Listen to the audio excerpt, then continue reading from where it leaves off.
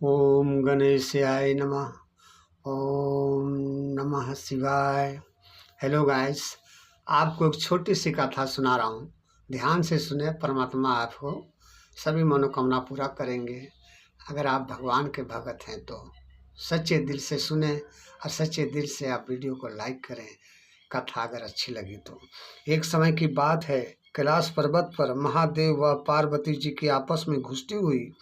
तब पार्वती ने महादेव जी से पूछा, महादेव, आप अपने किस ज्ञान से पवित्र हुए हैं?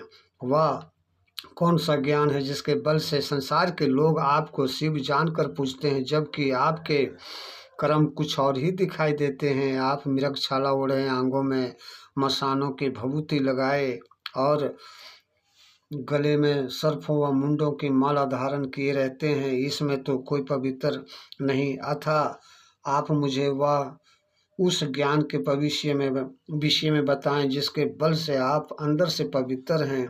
यह सुनकर महादेव बोले, हे पार्वती सुनो, जिस ज्ञान के बल से मैं पवित्र हूँ और जिसके बल से मुझे बाहर के कर्म नहीं व्यापते, वह गीता का ज्ञान है। मैं उसका हृदय में ध्यान ध्यान करता हूँ। उसी ज्ञान के कारण मुझे बाहर के कर्म नहीं व्यापते। हे भगवान, पार्वती जी ने पूछा, गीता के जिन ज्ञान की आप इतनी स्तुति कर रहे हैं, इस ज्ञान को श्रवण करने से कोई कृतार्थ भी हुआ है? तो महादेव जी ने बोले, हे पार्वती, इस ज्ञान को सुनकर बहुत से जीव कृतार्थ हुए हैं और आगे भी होंगे। तुम्हें एक पुरानी कथा सुनाता हूँ। एक समय पाताल लोक में शेषनाग की साया पर श्री नारायण जी नेत्र मुंद कर आनंद में मगन थे और श्री लक्ष्मी उनकी चरण दबा रही थी। उसी समय श्री लक्ष्मी जी ने पूछा, हे श्री नारायण जी, आप तो 14 लोकों के ईश्वर हैं, क्या आपको भी निंद्रा सताती है? निंद्रा और आलस तो तामसी पुरुषों को भी आता है।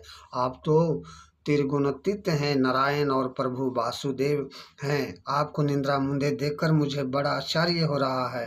तब श्री हरि बोले, सुनो लक्ष्मी, मुझको ना निंद्रा व्यापती है और ना आलस। मैं तो एक शब्द रूप भगवत गीता में जो ज्ञान है, उस ज्ञान को आनंद में मगन रहता हूँ। और वह ऐसा ज्ञान है जिसके उपजने से वह जीव सदा आनंद में रहता है।